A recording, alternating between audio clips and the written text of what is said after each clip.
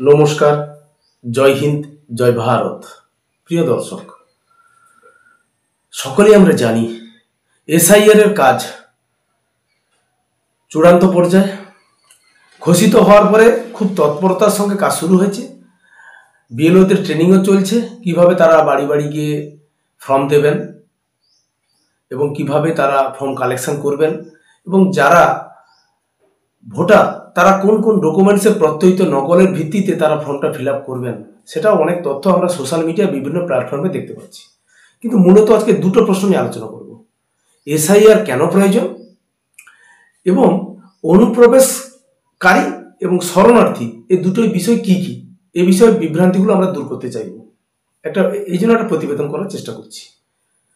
SIR করার মূল উদ্দেশ্য, এর আগে ভারতবর্ষে 12 বার এসআইআর হয়েছে, কিন্তু নির্বাচন কমিশনের পরিসংখ্যান বলছে 8 বার এসআইআর হয়েছে।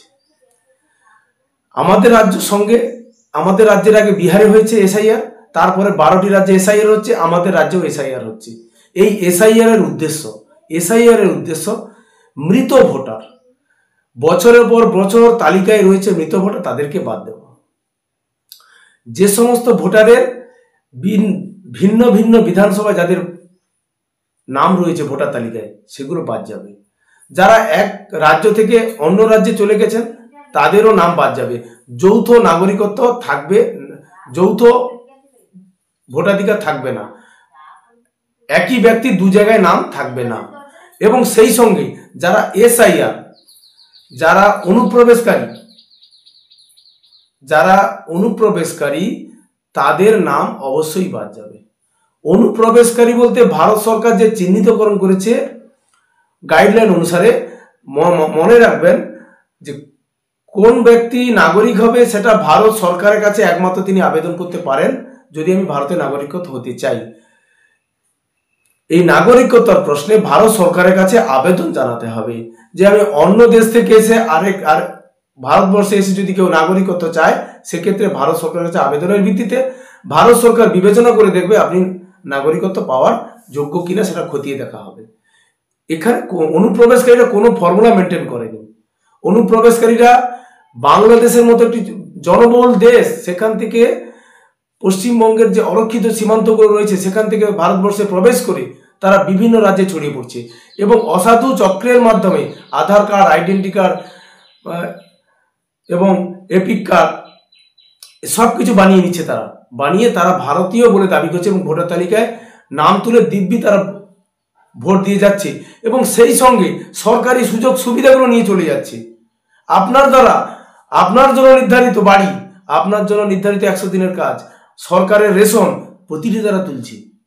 এটা এইভাবে চললে তো দেশ একদিন সমস্যায় পড়ে যাবে।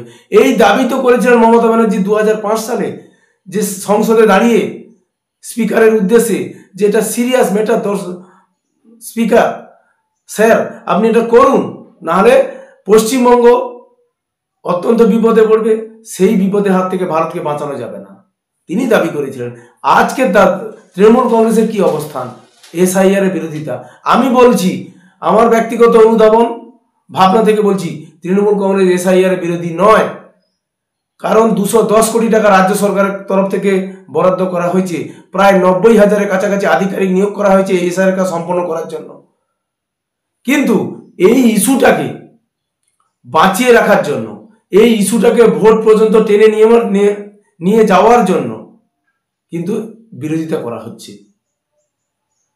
মৌখিক বিরোধিতা, আন্তরিক বিরোধিতা নয়।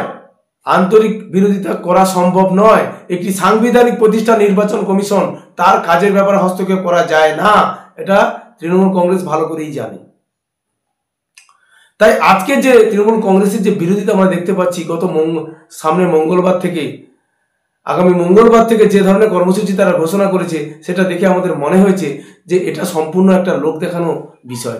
এখানে কোনো বিরোধিতাই নেই, শুধুমাত্র ইস্যুটাকে জীবিত রাখা, অন্যান্য সরকারের বিরুদ্ধে যে সকল ইস্যুগুলো রয়েছে, সরকারের ব্যর্থতার দিকটা, ত্রুটিগুলোকে চাপিয়ে দেওয়া। মানুষের মধ্যে যদি বিভ্রান্ত পৌঁছে যায়, মানুষের জন্যই তো গণতন্ত্র, মানুষের জন্যই তো ব্যবস্থাপনা, সংবিধান তো মানুষের জন্য, দেশের সরকার তো মানুষের জন্য। সেই মানুষের ভেতরে যদি ভয়, ক্ষোভটাকে ঢুকিয়ে দেওয়া যায়, তবে কিন্তু মানুষ বিভ্রান্ত হয়ে পড়বে। তারা বিভ্রান্ত হয়ে কিছু ভুল পদক্ষেপ নিতে পারে। তার দায় কিন্তু রাজনৈতিক দলগুলির। রাজনৈতিক দলগুলির দায়িত্বশীল ভূমিকা পালন করা উচিত।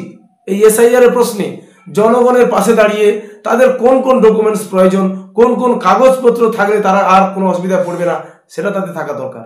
এবারে দ্বিতীয় প্রশ্ন আসছি, শরণার্থী। ভারত সরকারের গাইডলাইন্স অনুসারে শরণার্থী হচ্ছে তারাই বাংলাদেশ, পাকিস্তান, আফগানিস্তান থেকে সংখ্যালঘু সম্প্রদায়, হিন্দু, বৌদ্ধ, শিখ, খ্রিস্টান, পার্বত্য উপজাতির লোকেরা, তারা যদি ভারতবর্ষে আসে, ভারতবর্ষে নাগরিকত্ব আবেদন জানায়, ভারত সরকার অবশ্যই নাগরিকত্ব দেবে। তাদেরকে আর সে দেশে ফেরত যেতে হবে না, কারণ তারা ওই দেশগুলো থেকে আগমনের কারণ হচ্ছে ধর্ম এবং নিজের জীবন রক্ষার্থে তারা ভারতে পালিয়ে এসছে। তাদেরকে ভারত সরকার নাগরিকত্ব দেবে, কোনোভাবে দ্বিচারিতা নেই এখানে। তাই যেটা পশ্চিমবঙ্গে যে ঘটনাগুলো ঘটছে, যে আশঙ্কার মেঘটা দেখা গেছে শরণার্থীদের মধ্যে, শরণার্থী কারা? বৃহৎ সংখ্যক যে মতুয়া সম্প্রদায়ের মানুষ রয়েছেন, তারা হিন্দু সম্প্রদায়ের, তাদের মধ্যে একটা ভীতি পৌঁছে গিয়েছে যে তারা কি করবে, সিএতে আবেদন করবে না করবে না। সিএতে আবেদন করুন। সিএতে আবেদনের মাধ্যমে আপনাদের নাম সুরক্ষিতভাবে এসআইআরে ভোটার তালিকায় উঠবে। কারণ আপনি যে বাংলাদেশ থেকে চলে এসেছেন ধর্ম এবং জীবন রক্ষার তাগিদে, এটা প্রমাণিত হবে। এবং আর কোনোদিন ভারত সরকারের যে সরকার, রাজনৈতিক সরকারে আসুক না কেন, তারা কোনোদিন আর প্রশ্ন করতে পারবে না আপনি ভারতীয় কি ভারতীয় নন। তাই বিভ্রান্তি না রেখে, চিন্তা না রেখে, অন্যের কথায় বিশ্বাসী না হয়ে কোনো ভুল পদক্ষেপ নেবেন না। সিএতে আবেদন করুন। আবেদনের ভিত্তিতে আপনার এসআইআর এর যে ভোটার তালিকায় আপনার নাম থাকবে, বাদ যেতে পারে না ভারত সরকারের গাইডলাইন্স অনুসারে। অতএব এসআইআর এ অনুপ্রবেশকারীদের চিহ্নিতকরণের জন্য এসআইআর, কোনোভাবে শরণার্থী চিহ্নিতকরণের জন্য এসআইআর নয়। শরণার্থীদের জন্য ভারত সরকারের স্ট্যান্ড রয়েছে, একটি রক্ষা কবচ রয়েছে। সি এর মাধ্যমে আবেদন করে তারা ভারতের নাগরিকত্ব আজীবনের জন্য হয়ে যাবেন। তাদের আর কোনোদিন ভারতবর্ষের নাগরিকত্বের কোনো প্রমাণ দেখাতে হবে না। কিন্তু অনুপ্রবেশকারী, কি হারে অনুপ্রবেশকারী দেখুন। একটি কথা বলছে, এত পরিমাণে বাংলাদেশি ভারতবর্ষের চারিদিকে ছড়িয়ে রয়েছে, কাজ করছে তারা নাগরিকত্বের কাগজপত্র বানিয়ে ফেলছে। তাদেরকে দেশ থেকে তাদের নিজ দেশে পাঠানোর নামই হচ্ছে এসআইআর। কেন তারা এখানে থাকবে? কিসের জন্য থাকবে? একটি দেশ থেকে আরেকটি দেশে নাগরিকত্ব হতে গেলে তার কোনো গাইডলাইন্স নেই। হঠাৎ করে এসেই তারা নাগরিকত্ব হয়ে যাবে, আধার কার্ড, আইডেন্টি কার্ড বানিয়ে নিলেই তারা নাগরিক। যে পরিমাণে বাংলাদেশে ধরা পড়ছে, কোনো বিরোধী বিজেপি দল ছাড়া আর অন্য কোনো দল তো বলছে না যে এত অনুপ্রবেশকারী কোথায় ছিল। তারা ধরা পড়ছে, তাদের সম্পর্কে তৃণমূল করে মুখই খুলছে না। তারা যে ধরা পড়ছে, তারা যে গোপনে আবার বাংলাদেশে পালিয়ে যাচ্ছে, যারা ধরা পড়ছে তারা আইনের মাধ্যমে আসছে, আর যারা কাঁটাতারের বেড়া যেখানে অনুপস্থিত রয়েছে সেখান থেকে যারা পালিয়ে যাচ্ছে, তাদের কি সে সংখ্যাটা কত ভাবুন।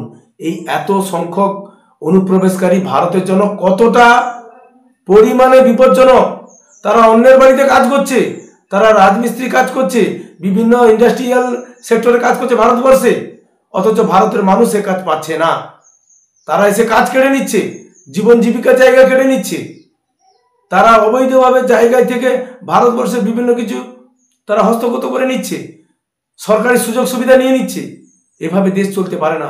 সরকার দেশের নাগরিকদের জন্য, কোনো বিদেশি নাগরিকদের জন্য নয়, এটা ভাবতে হবে।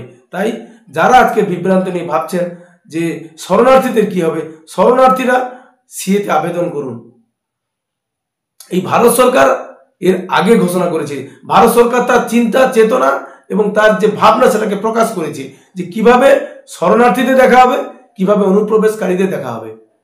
এই ভাগ কিন্তু ভারত সরকার করে দিয়েছে। তাই আপনারা বিভ্রান্ত না হয়ে এসআইআর আবেদনের ভিত্তিতে আপনাদের সারা জীবনের জন্য এই জীবনকে ঘুচিয়ে ফেলুন। আপনাদের সারা জীবনের জন্য ভারতবর্ষের নাগরিকত্ব হয়ে যাবেন। কোনোভাবে বেদখল করতে আর কেউ পারবে না, আর কোনোদিন প্রশ্ন করতে পারবে না। কিন্তু যারা অনুপ্রবেশকারী তাদেরকে ফেরত যেতেই হবে, কোনো রাস্তা নেই। নমস্কার, জয় হিন্দ, জয় ভারত।